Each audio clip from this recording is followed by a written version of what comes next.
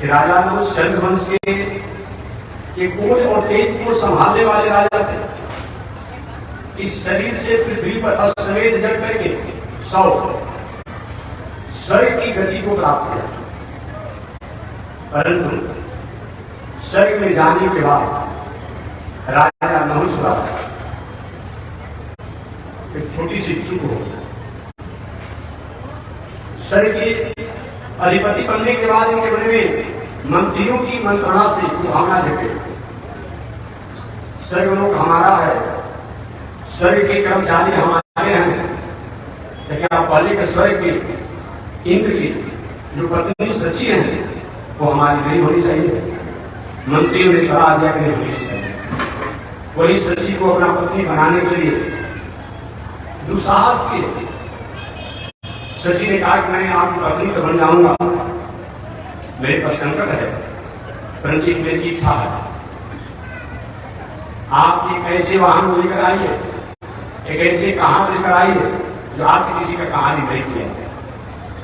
वही राजा नहुष कहां ढूंढ रहे थे, अचानक सप्तऋषि लोग राजा नहुष कहां स्वर्गलोक में पहुंचे।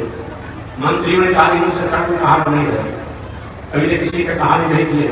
वही सप्तऋषि लोग कश्यप, अत्रि, भरद्वाजो, विश्वामित्र, गौतम, जमदग्नि, वशिष्ठ। कश्यप ऋषि, अत्रि ऋषि, भरद्वाज ऋषि, विश्वामित्र। कश्यप, अत्रि, भरद्वाजो, विश्वामित्र, अच्छा गौतम ऋषि, गौतम, जमदग्नि, जमदग्नि ऋषि और वशिष्ठ ऋषि। एक 7 ऋषि लोग अपनी लुभावनी भक्ति में राजा नहुष ने ऐसा प्रसंग किया कि पहले महाराज वर मांगो राजा वर मांगो, तुझे कहा महाराज नहीं कर दीजिए, 5 मिनट के आप हमारा कहा होते। ऐसा अगर आप करते हैं तो पीढ़ी दर पीढ़ी हमेशा के लिए आपकी सारी व्यवस्था कर दूंगा। विश्वामित्र ऐसे कमेटी संत मंदिर थोड़ी सी उदासी हो, ये भी कुछ कोई पाप हमारा बाकी रह गया है। इसी पापों के मार्जन के लिए तो तपस्या किया, साधना किया, जप किया, चिंतन किया, समाधि लगाया, फिर भी मेरा पाप कोई बाकी हो गया है क्या? एक वचन दिए थे देवता, ऋषि, संत वो वचन कि कम से कम धनी होना चाहिए, जो कहे उसको पूरा करने के लिए कोशिश करना चाहिए। ऋषि ने कहा ठीक है, हम आप पालकी तो हम कहां करेंगे। वही राजा ने उस पालकी मंगवाया। ऋषि लोग कहानी का काम करते हुए जाने लगे राजा नहुष कहां है, सची कहां। इतना उतावला का मन हो गया राजा नहुष कि बार बार कहता सर्व सर्व सर्व। वही आक्रमण से सर्व रहे वही धातु से होता है, ग्रामर से। संस्कृत ग्रामर के अनुसार, व्याकरण के अनुसार सर्व जो है वह धातु से होता है। तो मौत का मतलब चलना, तेजी से चलना, तेजी में चलना। इस तरीके से बार बार जब विश्वामित्र को उतावला करते हुए राजा नहुष ने कहा, एक अचानक विश्वामित्र बाबा रे दुष्ट राक्षस का काम कर रहा है, देवान संस्कृत हो रहा है, तो जाओ शरीर को उठाओ, मर करके तुम अधिक साफ हो जाओ। शरीर की गति, वे शरीर के सिंहासन पर बैठने वाला राजा नहुष थोड़ी सी चूक हुई, भूल हुई, मर करके उसको अधिक साफ और बस सेक्शन कर सहे काल नौ है वही रहते। ये चंद्रवंशी बहुत बड़े यशस्वी राजा थे। ऐसे राजा नहुष जब राजकाज की व्यवस्था में थे तो इनके अनेक पुत्रों में कुछ पुत्रों का नाम यति, जजाति, संजाति, आयाति, दियति, कृति, ये राजा नहुष के पुत्रों का नाम है। उन राजा नहुष के पुत्रों के श्रेष्ठ पुत्र जो हुए राजा जजाति हुए। राजा जजाति नहुष के भले ही ज्येष्ठ पुत्र नहीं थे, लेकिन श्रेष्ठ ज्येष्ठ पुत्र तो राजा जजाति के जति थे। ये बड़े पुत्र होकर के राजा नहुष से जति, इनके पिता का राजभार को सौंपने की इच्छा की गई, परंतु एक मैं स्वीकार नहीं करूंगा। ज्ञान मार्ग के अधिकारी होकर के, भक्ति मार्ग के अधिकारी होकर के नहुष के बड़े पुत्र यतीज रहे जंगल के राजा। राजा नहुष के दूसरे पुत्र का नाम ययाति है। इन्हीं को राजकाज की व्यवस्था को सौंपा गया। राजा ययाति शेष अपने 4 भाइयों को चारों दिशाओं का राजा बनाकर के अपने प्रधान गद्दी पर बैठे। सभी प्रकार से राजा ययाति राजकाज की व्यवस्था को करते रहे। राजा ययाति क्षत्रिय राजकुमार थे, मर्यादा को अक्षुण्ण पालन करते थे, परंतु एक बार अचानक विषम परिस्थितियों से घायल होकर ब्राह्मण की बुद्धि से निकाल हुआ। इन कथा को सुखदेव जी जब सुना रहे थे तो राजा परीक्षित पूछ ली, गुरु जी आखिर ये धर्म कर्म की मर्यादा को जानने वाले राजा ययाति ब्राह्मण की कन्या से कैसे विवाह किया महाराज? कौन ऐसी विषम परिस्थिति होगी इसका तो यहाँ तो संक्षिप्त है, लेकिन मैं विशाल से निवेदन कर दूं कि अन्य शास्त्रों में महाभारत में बताया गया है, नाम यह है कि संक्षिप्त है। महाभारत में बताया गया है एक बार देवासुर संग्राम हुआ। देवासुर संग्राम होते रहता है। एक बार के देवासुर संग्राम जिसमें राक्षसों के गुरु शुक्राचार्य एवं देवताओं के गुरु श्री बृहस्पति जी में घोर संग्राम छिड़ गया। विद्या के मामले में शुक्राचार्य जी बृहस्पति से श्रेष्ठ थे।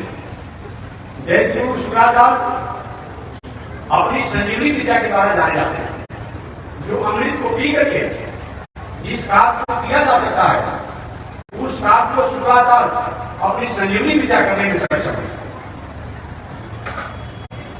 देवासुर संग्राम में दैत्यों के मारे जाने के बाद गुरु शुक्राचार्य ने अपनी संजीवनी विद्या द्वारा सभी दैत्यों को जीवित कर दिया। इसे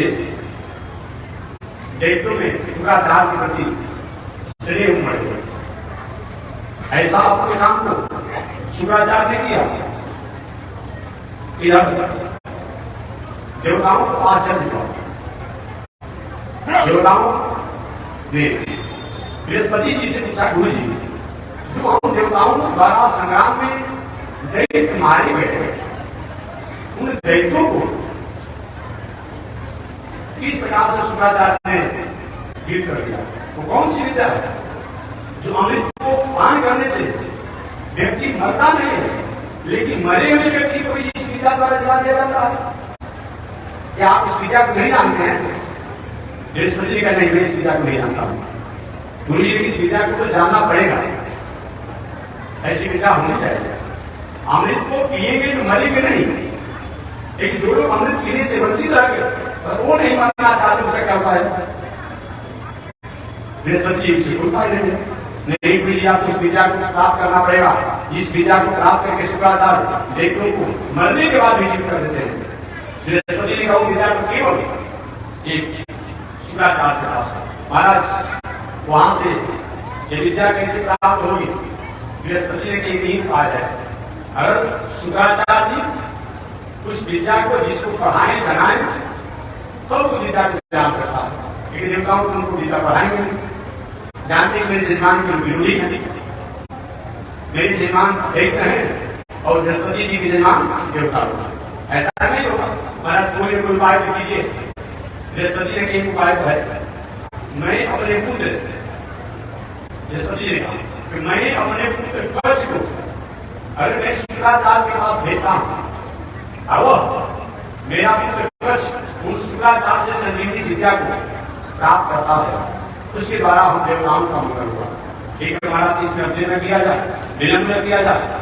वही अपने पुत्र कवच को बृहस्पति जी महाराज ने शुक्राचार्य के पाठशाला में भेज दिया। कवच बृहस्पति पुत्र कवच में शुक्राचार्य के यहाँ जाकर के पढ़ने लगे। पढ़ते पढ़ते लगभग संजीवनी विद्या को, मृत संजीवनी विद्या को भी कवच पढ़ ही गए, जान ही गए। यह घटना जब दैत्यों को हुआ कि देवताओं के पुरोहित बृहस्पति का एक पुत्र कच है, एक दिन दैत्यों ने उन बृहस्पति के पुत्र कच को जला करके भस्म को घोल करके पानी में पी कुछ ही अवशेष कहीं कुछ भस्म होगा। शुक्राचार्य की पुत्री जिसका नाम था देवजानी। देवजानी ने जाना कुछ भी है, दिव्य का बालक है, दैत्यों द्वारा अन्याय हुआ है, इसको जिलाना चाहिए। अपने पिता से आग्रह किया। पिता से आग्रह करने के बाद शुक्राचार्य ने कहा कि राक्षसों द्वारा तो कच्छ को मार डाला गया है, उसको जीवन जीने के मतलब कोई उपाय कीजिए, कहीं भी अवशेष हो। पुनः शुक्राचार्य ने प्रतिज्ञा के द्वारा अवशेष बचा हुआ जो भस्म था उसी से कच्छ को नवजीवन प्राप्त हुआ। कच्छ संजीवनी विद्या में प्रांगत हो गया। शुक्राचार्य विद्या को प्राप्त करके जब जाने लगे कच्छ लौटने लगे, गुरु जी को प्रणाम करके, गुरुभाई को प्रणाम करके, शुक्राचार्य की पत्नी को प्रणाम करके बृहस्पति को कच्छ जब चलने लगे, देवजानी ने प्रस्ताव रखा। कच्छ एक मेरा प्रस्ताव है। क्या बोला? मेरी इच्छा है, मैं आपकी पत्नी बनना चाहता हूं, मैं आपको अपने पति रूप में ग्रहण करना चाहता हूं। कच्छ कहते कि संभव नहीं है, ये संभव नहीं है। ठीक है, तुम भी ब्राह्मण की पुत्री हो, मैं ब्राह्मण का लड़का हूं, परंतु तुम्हारे पिता द्वारा मैंने विद्या को प्राप्त किया है। मेरे पिता सात नीति के बाद जाने वाले हैं, मैं भी जाने वाला हूं। एक अक्षर सदाचार, एक अक्षर एक जिसे जान लिया जाए, पढ़ लिया जाए, तो जीवन जीवन और हमेशा उसके प्रति आदर की भावना होनी चाहिए। तो तुम्हारे पिता द्वारा मैंने विद्या को प्राप्त किया है। तुम्हारे पिता तो गुरु है ही, लेकिन तुम्हारे पिता से संबंधी जो चाहे तुम्हारी तुम हो, तुम्हारा भाई हो, माता हो, सब मैं गुरु के समान ही तुल्य मानता हूँ। आज मुझे आत्म परंपरा है कि जहाँ गुरु घराना होता है वहां के छोटा बालक से लेकर बड़ा से लेकर के सबके प्रति आत्म की भावना आगे होती है। ऐसा नहीं होगा। देवजानी सुनो, ज्ञान उपदेश संभव, आत्मोपदेश दो। मेरे पिता द्वारा तुमने विद्या को प्राप्त किया, कैसे कैसे मैंने तुमको बताया पिता से घर करके, आप ज्ञान प्राप्त करते हो, हमसे विवाह करना पड़ेगा। कैसे ऐसा नहीं होगा। अंत देवजानी का मैं साथ दूंगा। जो मेरे पिता द्वारा तुमने विद्या को प्राप्त किया है, जब इस विद्या का तुम काम लेना चाहोगे, उपयोग करना चाहोगे, उसमें तुम्हारा विद्या भी सफल हो जाएगा। बहुत बड़ा साधु छोटी सी बात होगी, इतना श्रम करके कैसे कैसे देशों द्वारा हमें प्रताड़ित किया गया, मारा गया, पीढ़ी में इस विद्या को प्राप्त करने में आना और अब सोने के लिए सांस दे दिया गया।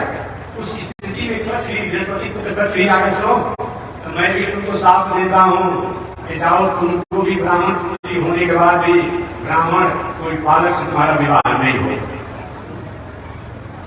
वही राजा परीक्षित सुदेव जी महाराज से पूछे थे, महाराज राजा नहुष जो चंद्रवंश के यशस्वी राजा नहुष है, उन नहुष के पुत्र जो जयजाति है, वो राजा होने के बाद भी, धर्म को जानने के बाद भी आखिर ब्राह्मण की कन्या से क्यों विवाह की है? इसी प्रसंगों को निवेदन करते हुए श्री सुदेव जी महाराज ने पुरानी पूरी घटना को बता दिया। कच्छ ने श्राप दिया कि तुम्हारा ब्राह्मण पति नहीं होगा, और उन्होंने कहा कि तुम्हारा विद्या जो होगा, जो काम का समय आएगा वो समाप्त हो जाएगा। लौट करके कच्छ आए, विद्या तो प्राप्त किया हूं, लेकिन जब चाहूंगा इस विद्या को उपयोग लेने के लिए, विद्या उपयोग नहीं आएगा। देवराज ने कहा ठीक है, तो हमको बता दिया जाए, मैं देवताओं का राजा हूं, इस विद्या का उपयोग करूंगा। वही देवराज ने को बता दिया। बृहस्पति उस विद्या को जाने इस तरीका से कच्छ की कथा में बता। इधर एक घटना घटती है। दैत्यों का राजा, दैत्यों के राजा का नाम था वृषपर्वा, नाम था उसका। दैत्यों के राजा का नाम वृषपर्वा। वह वृषपर्वा जो है, उसकी पुत्री का नाम था शर्मिष्ठा। वह शर्मिष्ठा शुक्राचार्य की पुत्री देवजानी और अपनी सहेलियों के साथ जाती, घूमती फिरती, सरोवर में स्नान करती। एक दिन देवजानी, शुक्राचार्य की पुत्री देवजानी दैत्यराज वृषपर्वा की पुत्री शर्मिष्ठा सहित एक सुंदर उपवन में गए और जाकर के वहां स्नान करते हैं। अचानक दैव योगी कहा जाता है कि वस्त्रा अभाव में होकर के ये बालिकाएं स्नान कर रही थी, वस्त्रा अभाव। संयोग था कि शास्त्र का नियम है एक वस्त्र जो नहीं होगी नग्न स्नान वरुण जल में नहीं करना चाहिए। इससे वरुण देवता की उदासी होती है, वरुण देवता नाराज होते हैं, घर में वंश परंपरा का अपना कष्ट होता है। और घर में स्नान करता हूँ, सरोवर का स्नान करता हूँ, नदी का स्नान करता हूँ, पूरी क्रिया वस्त्र अभाव होकर के स्नान नहीं करना चाहिए। एक संत महात्मा होते हैं, भाई का कुछ सुनते हैं तो और कुएं में जाते हुए देखते होंगे बेचारे कुछ भी नहीं होता है तो सिकरे का अपने आप क्या करता है, मुंह बनाता है, लोहा का सिकर था मुंडे का रोटी बना लेता है, लेकिन कुछ न कुछ नारा कुछ न कुछ होता है। बाकी और दुनिया के लोगों के लिए तो बताया गया है कि नग्न निर्वस्त्र नहीं रहना चाहिए। अन्यथा इससे वरुण देवता, वायु देवता, अग्नि देवता नाराज होते हैं और इससे हमारे घर परिवार के आदि में ऐश्वर्य वृद्धि का ह्रास। शरीर बालिकाएं चाहे वह दैत्यों की पुत्रियां हो, शुक्राचार्य की पुत्री देवयानी हो और नहीं उसकी सहेलियां सभी सुंदर सरोवर में स्नान कर रही थी। अचानक उसी समय जोरों से आंधी आया और आंधी आया तो अपने अपने वस्त्रों को पहनने के लिए उस आंधी से तूफान से बचने के लिए सरोवर से बाहर निकले और बाहर निकले एक वस्त्र दूसरे के वस्त्र में जाकर के लपटा गया। संयोग से देवयानी का जो वस्त्र था, कपड़ा था, उसको राक्षसों की पुत्री शर्मिष्ठा ने पहन गया गलती से। जब देवयानी आई तो देखी कि मेरा वस्त्र जो है ये दैत्यों की पुत्री शर्मिष्ठा ने पहन दिया।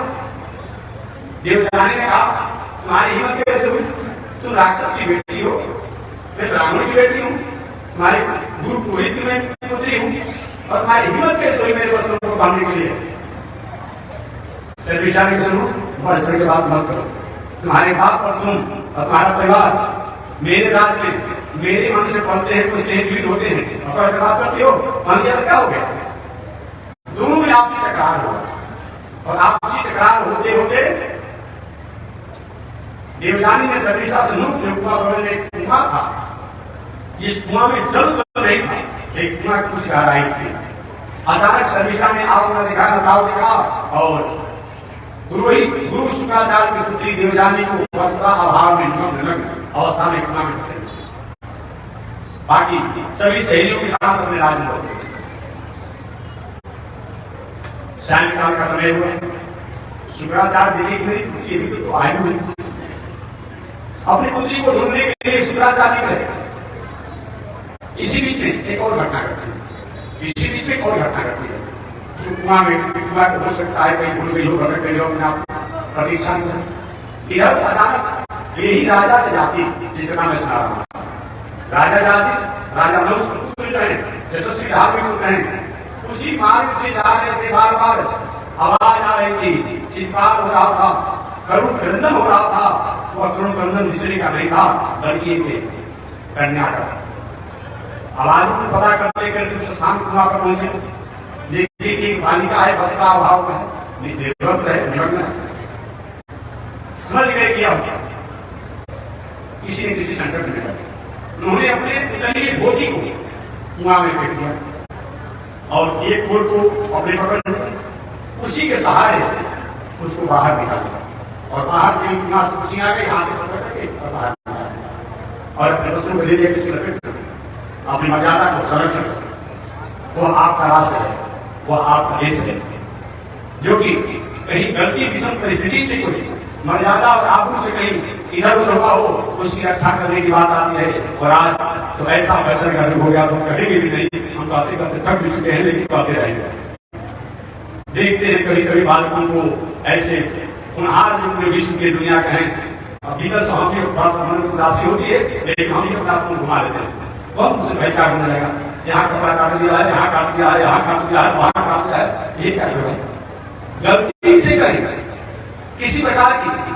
वस्त्र केवल हमारा पहनावा नहीं है, हमारा श्रृंगार नहीं है, वस्त्र हमारी संस्कृति है, वस्त्र हमारा आबरू है, वस्त्र हमारी लज्जा, वस्त्र हमारी मर्यादा है। और ऐसा न हो तो हमारे में कसूर बहुत अंतर नहीं है। सब अपने घर के लोगों को उस तरीका से रखते हैं कि बदले नहीं होता है। अरे महाराज विभाग से की पहचान है। और बताइए विभाग से जो बात करोगे तो आपसे जो विभाग से पशु लोग हैं एक ही रहता है। विभाग से जो बात करो यही विभाग की पहचान है। ऐसा विभाग जो जी रहा हो रह रहा हो वो भगवान ही उसे भला करे और क्या कर सकते हैं। और कुछ नहीं कहेंगे लेकिन इस पर थोड़ा सा विचार करो कि इस पहनावा से उपद्रव में पहनावा से उन्नत में पहनावा से आप एडवांस नहीं हो सकते।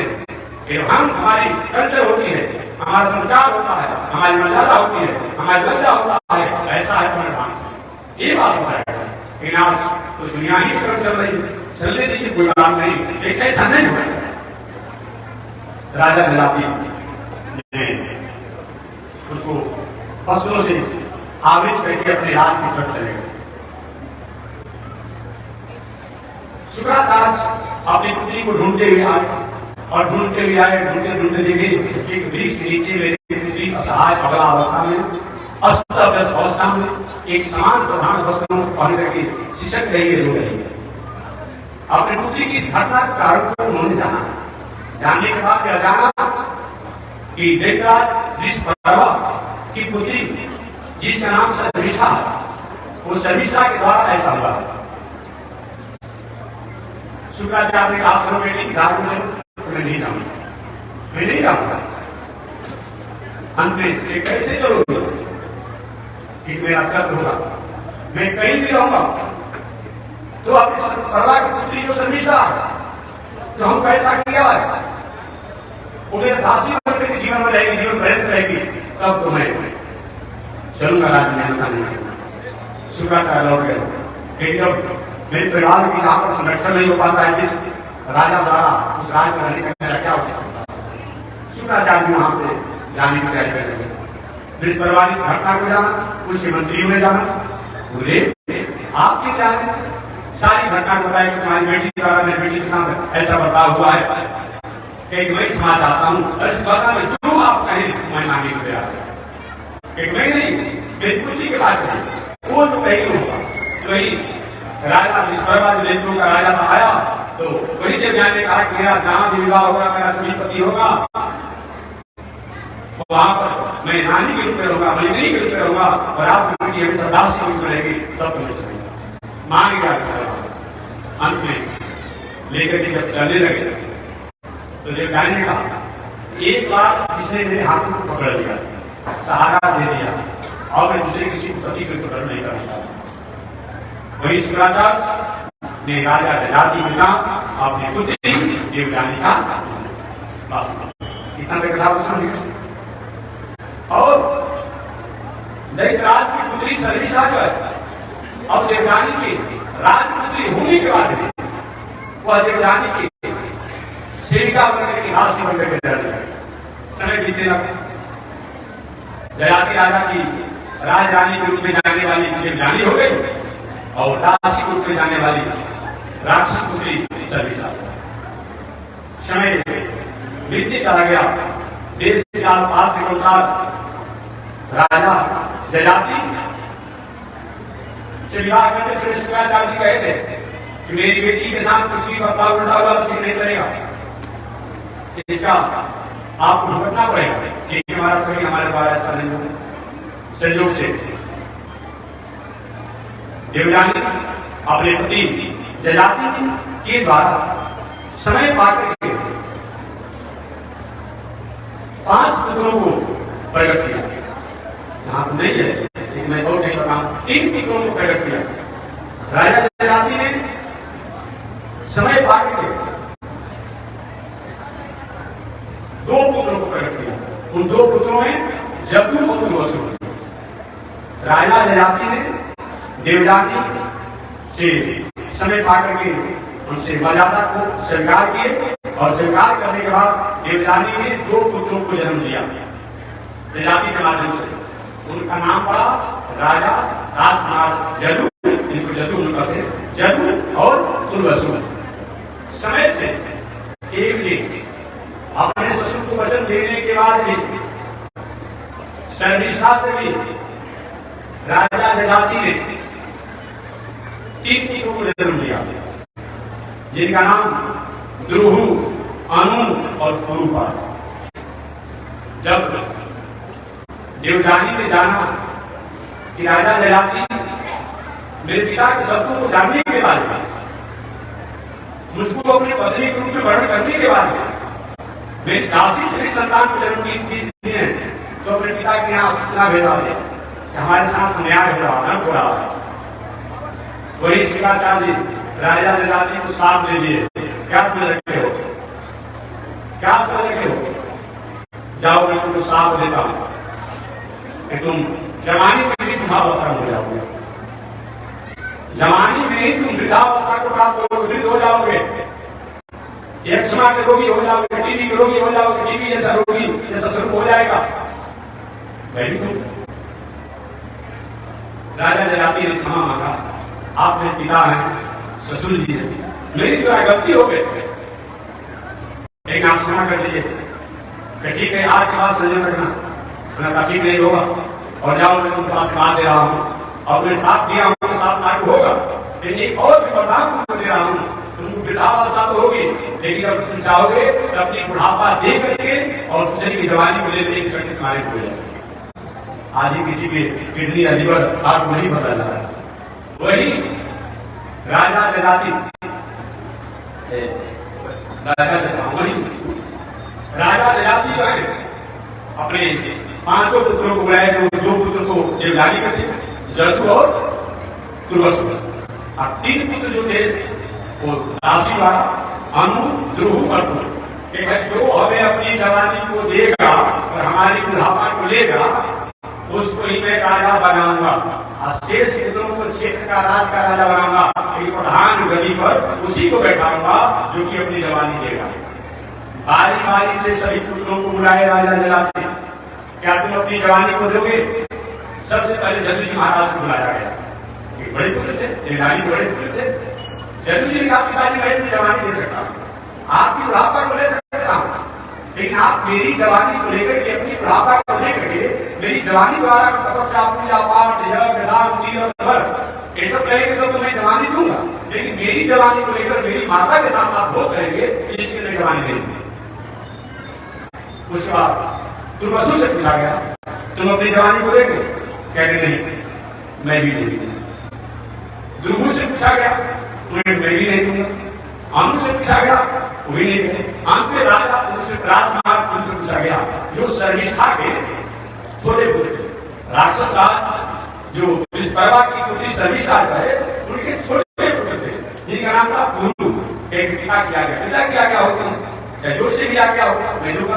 वही राजा जयाति ने अपना संकल्प, अपनी बुढ़ापा पुरु को दे दिया, और पुरु की जवानी को ले लिया। समय पाकर के अपने पुत्र की जवानी को लेकर के राजा जयाति बहुत दिनों तक इस दुनिया में वो वासना से रहे, लेकिन जीवन में शांति नहीं, शांति होती भी नहीं।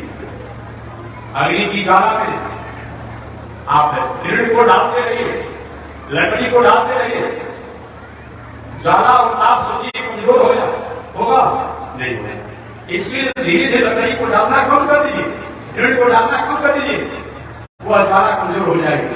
लेकिन हम लोग क्या करते हैं, वो बालिका में रहेंगे, संजीवित जीवन नहीं होगा, कितना भी कुछ करेंगे कुछ होने वाला नहीं। जीवन बीतते चला गया। एक दिन राजा जयाति अपनी पत्नी देवजानी के साथ बैठे थे, मैं कैसे किस तरह से गर्भ आश्रम में फंस करके आज पूरा फंसा हुआ हूं। और उन्होंने घटना बताया, जैसे एक बार एक बकरी जो है गलती से कुआं में गिर गई, वो देवजानी का सुना था, कुआं में गिर गई, और कुआं में गिरने के बाद पकड़ा कहीं से आने के बाद अपने नाकों से सुना, को पता चला कि सिर्फ बकरी गिरी हुई।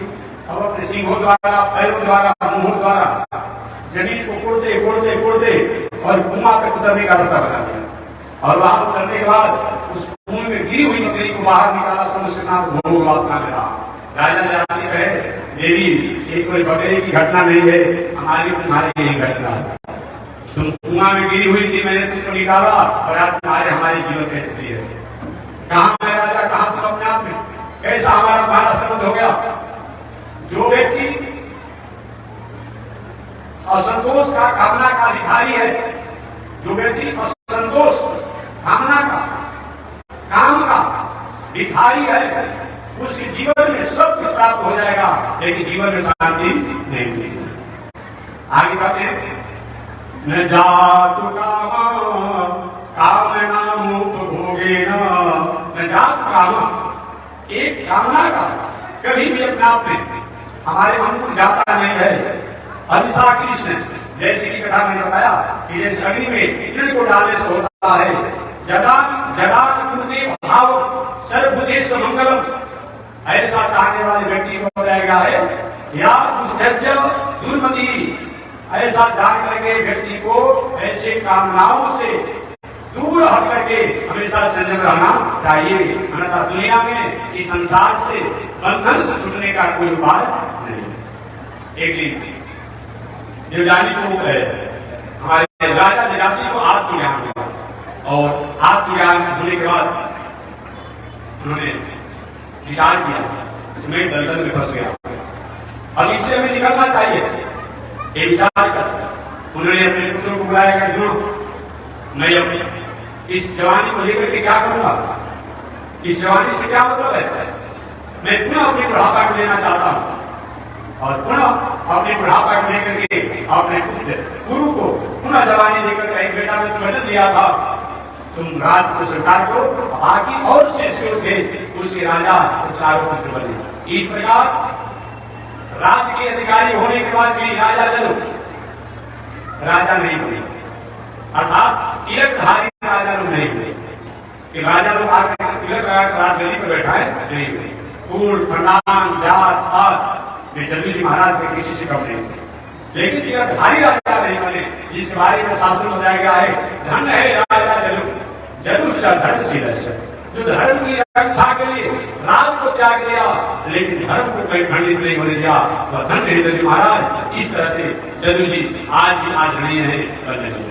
राजा वंश परंपरा की आगे बढ़ाए, समय पा करके राजगद्दी पर गुरु बैठे, वही गुरु राजा के वंश परंपरा में आगे चल करके जन्मेजय हुए, और उन जन्मेजय के वंश परंपरा में रौद्रासव नाम के राजा हुए, रौद्रासव के वंश परंपरा में आगे चल करके ऋदेव नाम के राजा हुए, पुनः इस वंश परंपरा में आगे चल करके राजा रंतिभार हुए, और रंतिभार के वंश परंपरा में आगे चल करके कणव ऋषि, एक कणव ऋषि का नाम आपने सुना होगा, वही कणव ऋषि हुए, और कणव ऋषि के मेघातिथि नाम के ऋषि हुए। कणव ऋषि के पुत्र मेघातिथि हुए, इसी मेघातिथि के वंश परंपरा में आगे चल करके कर्षण नाम के ब्राह्मणों की वंश परंपरा चली, इसी वंश परंपरा में आगे चल करके समय पाकर अप्रतिरथ नाम के राजा हुए, और पुनः आगे इसी वंश परंपरा में सुमति नाम के राजा हुए, उनके पुत्र रैव नाम के राजा हुए, और रैव के ही पुत्र राजा दुष्यंत हुए। राजा दुष्यंत का आपने नाम सुना होगा, राजा दुष्यंत हुए। इस प्रकार राजा दुष्यंत ही जो है एक बार वही कणव ऋषि के आश्रम पर पल्लवी परिपोषित हो रही बालिका, जिसका नाम क्या था, शकुंतला, वही राजा दुष्यंत जो कणव ऋषि के आश्रम पर पल्लवी परिपोषित एक बालिका थी, जिसका नाम था शकुंतला। ये शकुंतला कौन है, किसी काल में किसी समय विश्वामित्र बाबा जब तपस्या कर रहे थे, तो तपस्या के अंतराल में मेनका नाम की अप्सरा उनके पास आई, और आकर के विश्वामित्र बाबा की तपस्या को भटका दिया। वही विश्वामित्र बाबा के तपस्या के अंतराल में भटके हुए जीवन काल का जो एक स्थिति है, और उस मेनका उन दोनों के माध्यम से जो एक कन्या हुई, उसी का नाम पड़ा शकुंतला, वही शकुंतला है। शास्त्रकार कहते हैं, श्री सुखदेव जी महाराज भी कहते हैं, माता स्वस्था भीता न विवेकासनो भवे, बलवान इंद्रियों ग्रामो विद्वान सुमति कर सके। ये भागवत में बहुत प्रसिद्ध है। माता स्वस्था भीता न विवेकासनो भवे, बलवान इंद्रियों ग्रामो विद्वान सुमति कर सके। चाहे माता हो, चाहे बहन हो, चाहे पुत्री हो, चाहे बेटी हो, चाहे बुआ हो, चाहे चाची हो, चाहे मौसी हो, ऐसे कोई भी नारी हो, उनके साथ एकांत में, एक भवन में, एक रूम में, एक मकान में, एक जगह अकेले हंसी मजाक, हास प्रयास, उठन बैठन सुख बोल चाल नहीं होना चाहिए, अन्यथा दस साधु की बात है। बलवान इंद्रियों ग्रामो विद्वान स्मृति कर सकी, ये इंद्रियों का समूह, ग्राम माने समूह, इन इंद्रियों का समूह इतना बलवान है, इतना बलवान है कि कभी कभी बड़े बड़े विद्वान और ज्ञानी को भी भ्रमित कर देता है, नष्ट कर देता है। इस तरह से हमारे एक हाल विश्वामित्र बाबा के साथ हुआ। मैंने कहा आई और उनकी तपस्या को उधर उधर कर दिया। उसी से शकुंतला प्रकट हुई। जब मेनका ने शकुंतला को जन्म दे दिया तो जन्म देने के बाद हुआ कि भाई पांडव को छोड़ कौन करेगा। मेनका ने कहा नहीं करूंगा, तो स्वर्ग जाए। विश्वामित्र बाबा के हम चले छोड़ आए तो तपस्या करने के लिए, अब ये नहीं काम करेंगे तो हमारा क्या मतलब होता है, हम भी पालन नहीं करेंगे। और उस बालिका को, शकुंतला को जन्म लेने के बाद छोड़ दिया गया। अब छोड़ दिया गया तो संयोग से वही आश्रम में कर्ण ऋषि रहते थे। कहीं ऋषियों द्वारा पता चला कि बालिका सहाय किसी वृक्ष के नीचे पड़ी है। वही कर्ण ऋषि ने कहा कि प्राणियों की रक्षा करना एक मनुष्य का कर्तव्य होता है। वही शकुंतला तो कर्ण ऋषि ने आनंद को दिया, धैर्य दिया, शिक्षा दिया, संस्कार दिया। वही शकुंतला। तो मैं निवेदन करना चाहता हूं, ऐसे वही शकुंतला कर्ण ऋषि के आश्रम में रहती थी। राजा दुष्यंत जो चंद्रवंशी यशस्वी राजा है, अचानक एक बार राजकाज की व्यवस्था को करते हुए कर्ण ऋषि के आश्रम पर गए। तो कर्ण ऋषि के आश्रम पर जाने के बाद शकुंतला ने उन राजा दुष्यंत का सत्कार सम्मान किया। अचानक राजा दुष्यंत शकुंतला के प्रति आकर्षित हो गए। राजा दुष्यंत के मन में भावना जगी, काश मेरी अगर पत्नी हो जाती तो अच्छा रहता। उन्हें अपने मन में विचार करते हैं कि हम दूरवंशी हैं, हम जदुवंशी हैं, हम जाति नौ समझ परंपरा के हैं। मेरे मन में इसी चंचलता हो रही है। उन्होंने उन शकुंतला से पूछा, तुम्हारा क्या परिचय है? हमारा मेरा परिचय बहुत सही गांधी, मेरी माता का नाम मेरी माता का नाम मेनका। कर्ण ऋषि से दुष्यंत जी ने पूछा, ये लाडली बेटी क्या आपकी नहीं है क्या? नहीं, मेरी तो नहीं है, ये मेरी दत्तक पुत्री है, इसने पालन पोषण किया है। सारी घटना को राजा दुष्यंत जानना, इसीलिए तो मेरा मन इस बालिका को पत्नी बनाने के लिए मन हो रहा था। ये भी अपने आप रात हमारी है। आगे समय पाकर के प्रस्ताव के कर्ण ऋषि जो माता पिता के ऊपर रह गए थे, मैं इस शकुंतला के साथ विवाह करना चाहता हूँ। कर्ण ऋषि ने कहा ठीक है मेरी बेटी, विवाह की हो ही चुकी है और जब विवाह करना है आपसे श्रेष्ठ और प्राकृतिक प्रभावशाली राजा होगा। वही दुष्यंत ने विश्वामित्र बाबा की जो प्रभाव द्वारा एक काल में प्रकट हुई जो शकुंतला थी, उन शकुंतला का विवाह कर्ण ऋषि ने स्वयं कन्यादान करके और राजा दुष्यंत के साथ किया। बहुत प्रकार से दान सम्मान मान के साथ किया। जब शकुंतला लोकसरी होने लगी, राजा दुष्यंत के साथ रत्न बैठ करके जाने लगी। कर्ण ऋषि के नेत्रों से अश्रु धारा गिरने लगा।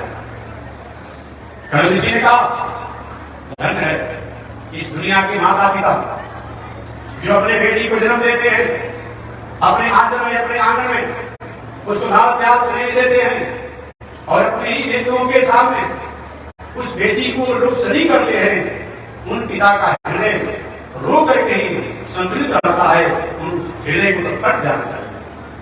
मैंने इसका पालन पोषण किया इस शकुंतला का।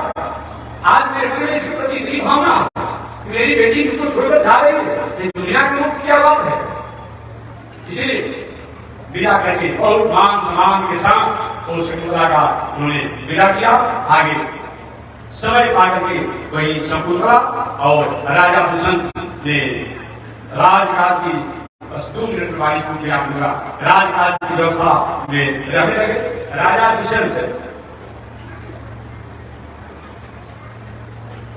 दुष्यंत हालांकि यहाँ पर कथा एक और भी आती है, यहाँ पुलिस ने कथा को छोड़ दिया था, लेकिन थोड़ा सा एक और प्रसंग आता है कि प्रथम बार यहाँ थोड़ा सा प्रसंग जो है इसमें बहुत अल्प है। आता है कि जब प्रथम बार राजा दुष्यंत जब ब्रह्म ऋषि के आश्रम पर गए थे तो शकुंतला की भाव भरी व्यवहारों में चंचल हो गए थे।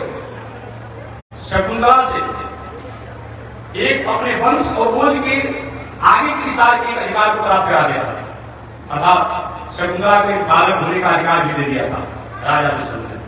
जब शकुंतला को बालक जन्म लिया तो जन्म लेने के बाद हुआ कि बालक किसका? शकुंतला से पूछा गया, बेटी सच बात बताओ। तो उसने कहा कि मैं कहीं गलत मर्यादा में नहीं गई, राजा दुष्यंत आए थे, उन्होंने मेरे को अपनी पत्नी जैसा बर्ताव किया है, अतः एक पुत्र जो है राजा दुष्यंत है। राजा दुष्यंत के पास प्रणव ऋषि ने सूचना दिया किया। यहाँ थोड़ा प्रसंग कम था, विश्वास है। राजा प्रणव ऋषि ने दुष्यंत के पास सूचना दिया गया कि मेरी बेटी जो कभी पोषित है वो आपकी पत्नी हो चुकी है, पुत्र को जन्म भी दे दिया है, अपने पुत्र और अपनी पत्नी को आप मेरे यहां से ले जाए। पहले तो राजा दुष्यंत देख रही, मैं जानता ही नहीं कि कौन सा पुत्र है, कौन मेरा पुत्र है, कैसे माना जाए, उसमें कौन सा साक्षी है, कौन गवाही है। तो आकाशवाणी हुई, आवाज आई, दुष्यंत भूलिए मत, अमुक समय में, अमुक मुहूर्त में, अमुक स्थिति में आपने शकुंतला को एक पुत्र प्राप्ति का अधिकार दिया था। जब आकाशवाणी हुआ तब दुष्यंत इस बात को मान लिया। वही बात में समय चल करके शकुंतला द्वारा दुष्यंत की मर्यादा से जो बालक हुए थे उसी बालक का नाम पड़ा भरत। क्या नाम पड़ा? भरत। वही भरत के नाम पर इस देश का दूसरा बार नाम पड़ा भारतवर्ष। प्रथम बार ये भरत हुए थे, 3 भरत प्रसिद्ध हैं, राम के 3 प्रसिद्ध हैं, जो एक कथा में बताया। राम 3 हैं, कौन का नाम? जमदग्नि राम, परशुराम, परशुराम बाबा, परशुराम जी महाराज, जमदग्नि राम। दूसरा राम दासरथी राम, दशरथ जी महाराज का। और तीसरा राम बलराम, जो हमारे कृष्ण भगवान के बड़े। उसी प्रकार से भरत भी 3 प्रसिद्ध है। भरत बहुत भी हो सकते हैं, लेकिन 3 भरत प्रसिद्ध है। उन 3 भरत में सबसे प्रथम भरत का नाम है ऋषभदेव नंदन भरत। जी भरत के नाम पर प्रथम बार इस देश का नाम भारतवर्ष। दूसरा भरत शकुंतला नंदन भरत। ये शकुंतला नंदन भरत है, पुनः बीच में नाम बदल गया था, बाद में इन्हीं के नाम पर इस देश का नाम भारतवर्ष पड़ा। और तीसरा भरत जो है दशरथ नंदन भरत, ये सबसे श्रेष्ठ दशरथ नंदन भरत यही है। भरताय प्रमस्तु तस्मै प्रथमोदाहरा भक्ति भाजाम जदुपविमशेषप्रतिज्ञाम प्रतितो राघव पादुका प्रभाव। ऐसे भरत हंस हंस रहा है। पूरे सूर्यवंशी जो है सुंदर सरोवर है, पूरे सूर्यवंशी है सुंदर सरोवर है। उन सरोवर के जल है, उन सरोवर की शोभा बढ़ाने वाला कोई है, हंस का काम करने वाला है तो हमारे भरत। ऐसे भरत महाराज 3 भरत हुए। तो एक शकुंतला नंदन दुष्यंत नंदन जो भरत है, ये भरत ये हुए। आगे दुष्यंत और शकुंतला की मर्यादा को स्वीकार कर जब आकाशवाणी हुआ तो माने गए दुष्यंत जी की मेरी पत्नी है, बिना ही पुत्र है। वही ये भरत है कि कथा आपने सुना होगा, जब छोटी अवस्था में थे तो छोटी अवस्था में ही इन्हों खेल खेल में एक सिंह के बच्चे को अपने आप में क्या उसको पकड़ के समझे थे। आज भी हम लोग बलवान हुए हैं, बलवान हुए हैं, बुद्धिमान हुए हैं, कुत्ता की बच्चा को लेकर उसी के साथ खेलते रहते सुनते रहते हैं। मर करके अगले जन्म में कुत्ता ही बन गया, कुत्ता बन गया। समझिए उस राज की आप रहने वाले हैं जो शकुंतला नंदन भरत है, उस जगह रहते थे ऋषि का आशीर्वाद। तो सिंह के बच्चे के साथ अपने आप में खेलते थे और सिंह की मजाक नहीं थी जो उनका कुछ कर सकता। ऐसे हमारे भरत महाराज हुए। समय पा करके भरत जी महाराज दुष्यंत के बाद समय से अपने पिता की गद्दी पर बैठे और चक्रवर्ती सम्राट बन करके राजकाज की व्यवस्था को संभाले। आगे चल करके यही भरत जी महाराज की वंश परंपरा में जो घटना बताया गया है कि इसी वंश परंपरा में समय पाकर के बहुत बड़े बड़े राजा हुए। जिन राजाओं में विदर्भ का भी नाम आता है और ऐसे राजा समय पाकर के देश का साथ अनुसार है। भरत जी महाराज को कोई संतान बहुत दिनों तक नहीं हुआ और जब नहीं हुआ भरत जी महाराज को कोई संतान, एक बार हुआ कि आप मंत्र जप कीजिए। वही भरत जी महाराज मंत्र जप का किए और मंत्र जप जब किए तो मंत्र जप करने के बाद इनको पवन में एक बालक को ला करके दे दिए। महाराज यह जप का फल है और वो बालक दूसरा कोई नहीं, वो बालक है भरद्वाज ऋषि मन। भरद्वाज मुनि बसरु बना था। बहुत दिनों तक कोई संतान नहीं होता था। जग का आयोजन किए, जग के आयोजन के बाद एक मरुद देवता जो है एक बालक जो पलित पोषित हो रहा था, उसी बालक जो पलित पोषित हो रहा था उसी को ला करके दे दिए। वो बालक का नाम क्या है? भरद्वाज ऋषि। ये भरद्वाज ऋषि कौन है? नहीं लोग थोड़ा सा उदास हो जाते हैं। मैं कथा थोड़ा सा मुझे थोड़ी सी लोग उदासी करते हैं। प्रसंग से हम थोड़ी सी कह दें कि ये भरद्वाज कौन है। तो भरद्वाज ऋषि के बारे में बताया गया है। बृहस्पति ऋषि का नाम जानते होंगे और बृहस्पति जी एक भाई का नाम है उद्धव ऋषि। बृहस्पति ऋषि के एक भाई का नाम है उद्धव ऋषि। तो उद्धव ऋषि की पत्नी जिसका नाम है ममता। तो उद्धव ऋषि बृहस्पति के जो भाई तो उद्धव ऋषि हैं, तो उद्धव ऋषि की पत्नी का नाम है ममता। ममता और बृहस्पति इन दोनों के द्वारा नीति के विरुद्ध, मर्यादा के विरुद्ध जो बालक प्रकट हुए अवैध जिसको आप कर सकते हैं, वही भरद्वाज ऋषि है। ऐसा क्यों हुआ? ऐसा क्यों हुआ? देखिए, अगर आप नास्तिक बनेंगे ना नहीं होगी। आज 4 लाख दर्शन जो है, जो नास्तिक का दर्शन कहा जाता है, बड़े वाले बड़े दर्शन को, तो 4 लाख दर्शन जो है, एक 4 लाख दर्शन नास्तिक दर्शन पे कौन आचार्य है? बृहस्पति जी। एक बृहस्पति जी का वाक्य है ऋणम कृत्वा कृतम कृत्वा, बृहस्पति का वाक्य ऋण करके ऋण लियो। ये बकवास की बात है, ये झूठों की सीधे से अफवाह है कि जो करता है वो मिलता है। जिस शरीर द्वारा हमने पाप किया, कर्म किया, बेईमानी किया, शैतानी किया, अनिति किया, अन्याय किया, वो शरीर तो जल करके नहीं पर एक मुट्ठी राख बन गया। कहाँ मिलता है कहाँ नहीं मिलता है ये सब नहीं होता है। 4 लाख दर्शन बृहस्पति के देवताओं को कोई नहीं। एक बुद्धि बराबर बुद्धि भटक है।